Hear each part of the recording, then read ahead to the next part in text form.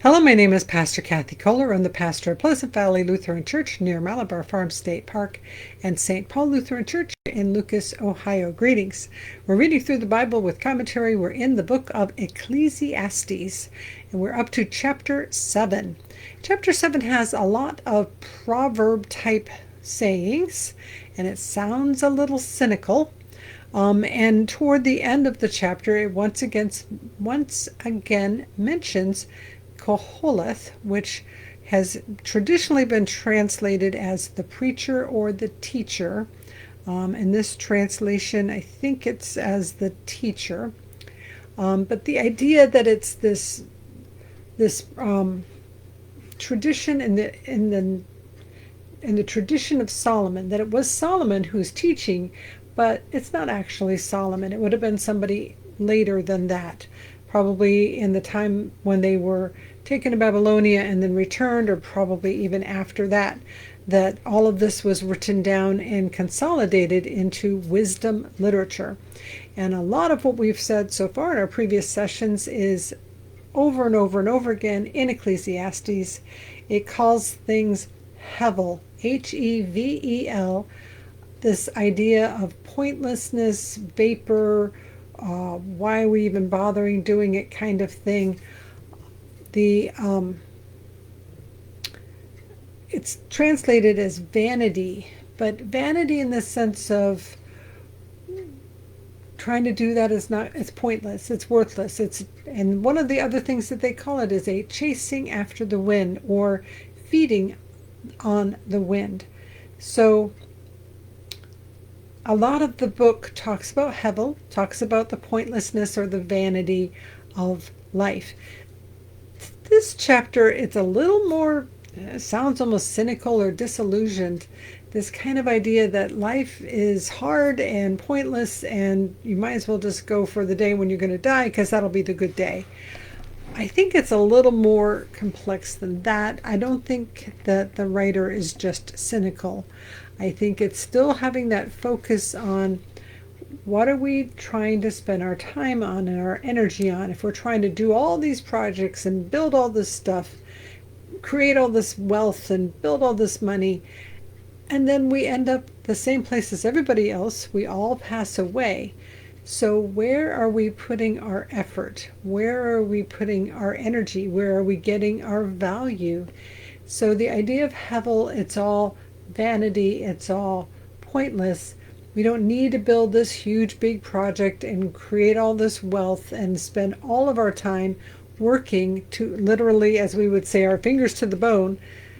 What is more important is to enjoy what God has given us, the good things in life, food, drink, our work, our people, that we would enjoy ourselves. So this chapter has a lot of kind of proverbs, but it's also the same concepts as we've heard all through the book of Ecclesiastes. Chapter 7, verse 1, a good name is better than precious ointment, and the day of death than the day of birth. So better to have a good name than to have something precious. But the one that sounds a little cynical, that the day of death is better than the day of birth. 2, it is better to go to the house of mourning than to go to the house of feasting. For this is the end of everyone, and the living will lay it to heart. So the idea that if you go to the house of mourning, you are reminded that you will not live forever, and that this is a good practice. And if you instead are going to feast and party and forget the fact that your end is eventually going to come, you will not do as well as if you take the time to remember that your time also will be coming. And I say sometimes that people say, well, hospice is so hard. Actually, hospice is not that hard, partly because I think I'm very much called to be there, and it's such a privilege to be of service to these patients and their families. What can be hard about being in hospice is that I don't have the luxury of pretending that I'm never going to die. I am reminded daily of the temporariness, of the impermanence of life, that we all will face that day. And for some of us, it comes a lot sooner than we're really, truly ready for. So a lot of what I think this verse is saying, it's not this cynical, oh, it's just better to die. Rather, it's better to remember that we're going to die. It's better to have kind of this perspective of where we're all headed, rather than foolishly just party, party, party, to remember that our time is limited. That said, we've also heard over again that we need to enjoy the good things in life. So it's not that we never go to party, we never go to enjoy our life. It's that it's better to remember, it's better to be exposed to the people that are mourning, and to remember that our days are limited. Verse 3, sorrow is better than laughter, for by sadness of countenance the heart is made glad. For the heart of the wise is in the house of mourning, but the heart of fools is in the house of mirth. So I think those verses fit right with verse 2. So it's 2, 3, 4 that all go together. This idea of remembering that your time is limited, remembering that you too are mortal, remembering that this is all temporary and impermanent and hevel. Verse 5, it is better to hear the rebuke of the wise than to hear the song of fools. 6, for the crackling of thorns under a pot, so is the laughter of fools. This also is vanity. So better to hear what the wise have to tell you, even if it's a rebuke, than to just have a bunch of laughter and silliness and foolishness all the time. Verse 7, surely oppression makes the wise foolish, and a bribe corrupts the heart. So this part is just lots of proverbs, proverbial sayings. Verse 8, better is the end of a thing than its beginning. The patient in spirit are better than the proud in spirit. So better is the end than the beginning. So why would the end be better? Well, it's certainly not just dreaming. At the beginning, you have an idea, but it hasn't come to fruition, and it's a lot of work. But when you get to the end of something, you can say, oh, this has come to pass. You can enjoy the fruit of your labor, so to speak, and you are done having to do all of the work for whatever the thing was. And patient in spirit is better than proud in spirit. Well, that's for sure. Somebody who is patient is just such a blessing to other people. And someone who is proud and self-centered is so annoying to other people. Verse 9, do not be quick to anger, for anger lodges in the bosom of fools. Ooh, anger lodges in the bosom of fools. That's a kind of a cool picture. Don't be quick to anger, be slow to anger, quick to listen. I'm pretty sure there's another verse somewhere in the Bible that we will get to if we haven't already. Verse 10, do not say, why were the former days better than these? For it is not from wisdom that you ask this. Modern language, the good old days. Why were the good old days so good and these days so awful? And of course, in the famous words of Billy Joel, and the good old days weren't all that good, and tomorrow's not as bad as it seems. So the idea that you try to think back to the former days, the good old days, it was like this and it was like that. And of course, we only remember the good parts and we forget about the parts that were also bad, because every age, every time, every season has hard things and good things. And the good old days had some bad old things, part of them. And the present time, as messed up as it is, has some very good things about it. So do not ask, why were the good old days the good old days? It is not from wisdom that you ask this. You're not being wise when you think that way. Verse 11, wisdom is as good as an inheritance, an advantage to those who see the sun. So it'd be nice to have an inheritance. Some people get an inheritance, but what's even better or at least as good as an inheritance, is to have wisdom. And I like to think of it as, if you have an inheritance, you have an advantage, you have a bit of money or something to work with to create a new thing. But if you have wisdom, even if you don't have the money, you have wisdom, you also can create the new thing. You also can build the new thing and do the things that you could do. It's a little harder without the money, but it's also a lot harder without some wisdom. Verse 12, for the protection of wisdom is like the protection of money, and the advantage of knowledge is that wisdom gives life to the one who possesses it. Consider the work of God. Who can make straight what he has made crooked? So wisdom is protection, and wisdom is like the protection of money, and the advantage is it gives life. And I would have to agree that having knowledge and wisdom is just such a gift. Consider the work of God, who can make straight what he has made crooked. Ooh, I don't know if that's just a separate little proverb or it's supposed to be connected to the wisdom idea. Verse 14, in the day of prosperity be joyful, and in the day of adversity consider. God has made the one as well as the other, so that mortals may not find out anything that will come after them. So sometimes we have prosperity, sometimes we have adversity. As we've said in previous sessions, this very ancient concept called the Wheel of Fortune, which happened literally thousands of years ago, this idea that sometimes we're prosperous and we're at the top and everything's great, and sometimes we go down through the valley and we're at the bottom and things are rough. We have adversity, we have prosperity, we have good fortune, we have bad fortune, and things do not tend to stay the same. They tend to change over time. So this concept that an ancient concept of the Wheel of Fortune is that we go up and down and we don't stay in the same place.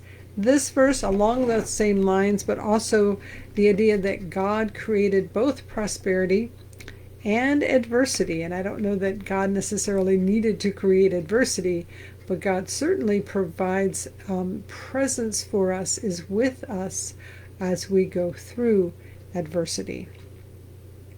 And now we have 15 through 18. In my vain life, again, vain meaning empty, worthless, pointless, hevel, not that, oh, I'm so pretty in my pretty life. And even then, when somebody is saying, I'm so pretty, it's the word translated vain is not about being pretty, it's about being self-centered and empty-headed. In my vain life, I have seen everything. There are righteous people who perish in their righteousness, and there are wicked people who prolong their life in their evil doing. So we've seen it where only the good die young. The young people, sometimes people who should not die, and sometimes people who we look at and think, oh, this person is absolutely awful. They're doing all of these terrible things, and they don't ever seem to have any kind of punishment. They seem to live long and do well, and it's very upsetting. And it just doesn't feel just or fair. It feels very wrong. So in my life, I've seen this. Verse 16, do not be too righteous, and do not act too wise. Why should you destroy yourself? 17, do not be too wicked, and do not be a fool. Why should you die before your time? 18, it is good that you should take hold of the one without letting go of the other, for the one who fears God shall succeed with both. So, some interesting little passage here. So 16, don't be too righteous. 17, don't be too wicked. So this idea like, oh, I'm going to do everything all perfectly and destroy yourself. Spend all this energy trying to be perfect, trying to be righteous. And of course, none of us are righteous. Basic Lutheran theology is this fancy word in Latin, simul justus et peccator, both simultaneously justified, righteous, and peccator is sin or sinner or sinful. This idea that we embrace that we are 100% justified and made righteous by God, and a sinner. We are a saint, we are a sinner. Yes, both at the same time. And I think here in the Old Testament, in Ecclesiastes, kind of a little bit of that same concept, that if you try to be all righteous, you're never going to be completely 100% righteous. Why would you destroy yourself trying to do everything all perfectly? At the same time, we are made right by God. We are forgiven by God. That does not give us the right to just go do everything foolish and stupid and party all the time and do things that are not right before God. So, yes, we're a sinner. We need to try to fight against that. Yes, we're a saint. We're still a sinner at the same time. So in the same way, don't destroy yourself trying to be righteous, and don't be too wicked. Don't be a fool. Don't die before your time, because foolish people often do end up dying from foolish behavior. And just re-looking at 18, it is good that you should take hold of the one without letting go of the other, for the one who fears God shall succeed with both. So when you fear God, you succeed in this righteousness. But why would you want to succeed in the wickedness and the being foolish? Because we were also told to enjoy the good things of life, to enjoy our food and drink, enjoy our work. So to embrace life and embrace the folly of enjoying our life and partying a little bit, but then also to embrace righteousness and making good choices before the Lord. So the idea of grabbing hold of one without letting go of the other, the both and living in the tension between the two. And of course, we humans don't like to live in the tension, but that is often where we are called to be. Verse 19, wisdom gives strength to the wise more than 10 rulers that are in a city. So if you're wise, if you have wisdom, it gives you strength. Verse 20, surely there is no one on earth so righteous as to do good without ever sinning. So not the verse that normally gets quoted when people say, oh, we're not one of us righteous, not even one. I'm pretty sure that's from the New Testament. But this too agrees.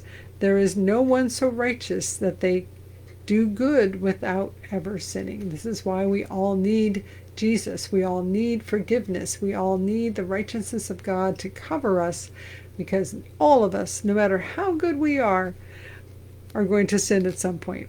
21 and 22. Do not give heed to everything that people say, or you may hear your servant cursing you. Your heart knows that many times you have yourself cursed others. So be careful. Do not give heed to what people say. So at first I was like, well, in other words, don't give everything people say too much weight. But I think it's also, don't be eavesdropping. Don't be like, oh, what are they saying? What are they saying? Don't try to hear everything, because what you might hear might not be something that you wanted to hear. And when you do hear something like a servant cursing you, or if you're a manager, your employees talking about you, or your kids complaining about there's all kinds of ways that we can eavesdrop and hear things that maybe we should not have heard and didn't really want to have heard. And this verse, your heart knows that many times you yourself have cursed others. So if we hear somebody condemning us, cursing us, or generally being negative about us, then we have to say, well, and how many times have I said something negative, inappropriate, judgmental, cursing, negative in some way toward another person? I too am guilty of that. Verse 23, I think 24 and 25. All this I have tested by wisdom. I said, I will be wise, but it was far from me. That which is far off, and deep, very deep. Who can find it out?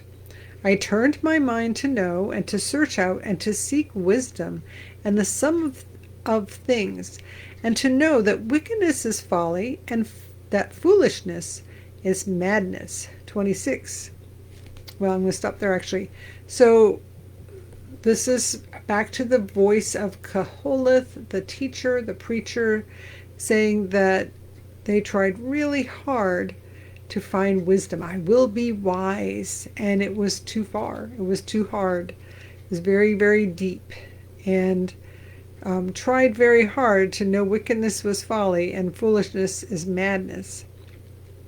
Verse 26, I found more bitter than death the woman who is a trap, whose heart is snares and nets, whose hands are fetters. One who pleases God escapes her, but the sinner is taken by her. So as we heard in the book of Proverbs, and I think even in a little bit of the book of Psalms, but especially the book of Proverbs, this woman who wants to take hold of people and catch them. So the loose woman, the strange woman, the adulterous woman, the person who wants to pull you away and cause you to go away from God and behave inappropriately. But if you want to please God, you don't go with that kind of woman, that kind of person who wants to pull you away from your right relationship from your spouse. Verse 27, see, this is what I found, says the teacher. And where it says the teacher, that is Qoheleth in Hebrew. Adding one thing to another to find the sum, which my mind has sought repeatedly, but I have not found. One man among 1,000 I have found, but a woman among all these I have not found. See, this alone I found, that God made human beings straightforward, but they have devised many schemes. So, is Qoheleth misogynist? Is he a woman hater? Is he chauvinistic? Why is he so hard on women? Well, for starters, the biblical culture of the time, very, very male-dominated, patriarchal, male-centered. Secondly, it absolutely is a thing that there are people who want to pull us away from our relationship. So Qoheleth is warning against the loose woman who's going to pull you away from God. But I think this is sort of like when we were reading through Proverbs, and there's 7 things, 8, this kind of rhythm. 2 things, 3. There were 5 things, 6. And so in this same kind of format, one man among 1,000 I found, and not a woman. It's more just saying you can't find anybody really that is going to be righteous, and that's going to be wisdom. See, this alone I found, so you can find any men or women, that God made human beings straightforward, but they have devised many schemes. So what does that mean? I think it means that humans are wily, cunning, and false. We're very good at coming up with schemes, with bribing and cajoling and conniving and stealing and doing all of these things that we ought not to do. Because as we read earlier, surely no one on earth is righteous so as to do good without ever sinning. These humans are devising all kinds of schemes, which is not how we were designed to be, but it's very much how we have become. So, now may the Lord bless you and keep you.